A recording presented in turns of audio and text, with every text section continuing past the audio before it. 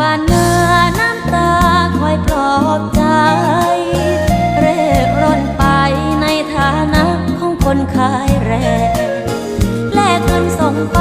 ส่อมแรงใจสู้ความแห้งแล้ง